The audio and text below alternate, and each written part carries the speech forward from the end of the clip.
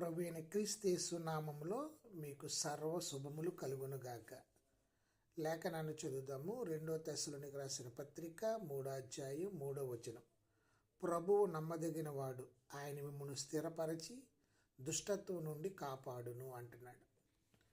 తెస్సలోని సంఘానికి పౌలు భరోసా చెబుతున్నాడు. ప్రియులారా, విశ్వాసులను దుష్టత్వం నుండి అంటే సాతాను నుండి రక్షించగలడని పౌలు నమ్ముతున్నాడు. సాటి విశ్వాసులకు కూడా చెబుతున్నాడు. ప్రియులారా, దేవునిలో గల విశ్వాసాన్ని గమనించండి.